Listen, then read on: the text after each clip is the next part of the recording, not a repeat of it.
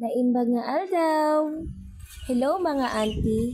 Ngayong araw na to, tara, samahan niyo akong mamitas ng bunga ng aming kalamansi dahil ilang araw na rin po since the last time na nag-harvest po tayo ng ating mga kalamansi.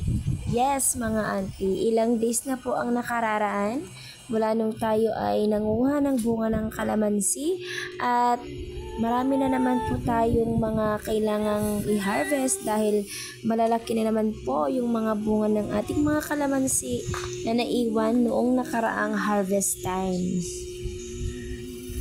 Uunahin ko po munang i-harvest yung mga bunga ng kalamansi dito po sa ating grafted dahil hindi po siya mataas at mababa lang po siya, kayang-kaya ko pong abutin. Mamaya ko na po i-harvest yung mas matataas na mga kalamansi. Hinihintay ko lang po yung asawa ko dyan para kaming dalawa ang mag-harvest at susungkitin po namin yung mga matataas. Ang kainaman lang po mga auntie kapag meron po tayong mga tanim sa ating backyard at front yard, mayroon po tayong sustainable na makukuha sa kanila. Ayan. At yun na nga po mga auntie, as you can see sa aking mga previous na videos, nagpa-farming nga po kami ng kalamansi dito sa aming backyard.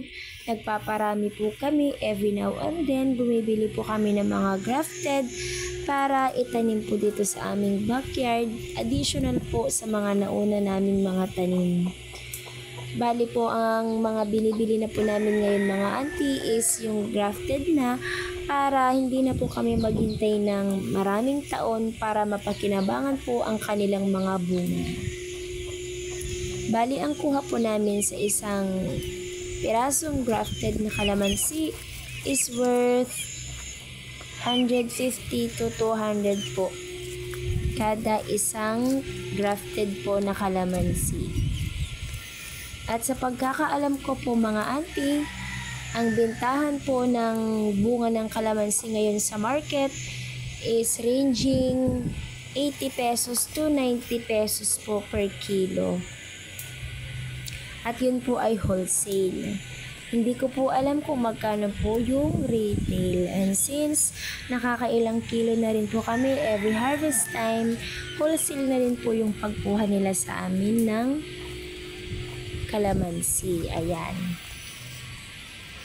At ang kainaman lang mga auntie, kung meron kayong mga sariling tanim sa inyong backyard, kung may lulutuin kayo or may recipe kayo na kinakailangan gamitan ng kalamansi, meron kayong mapagkukuhanan at hindi nyo na kailangan bumili pa sa market dahil alam naman natin mga auntie, kung bibili ka sa market, sa worth 20 pesos na pera mo, kakarampot or kakaunti lang or iilan lang po yung kalamansi na mabibili mo.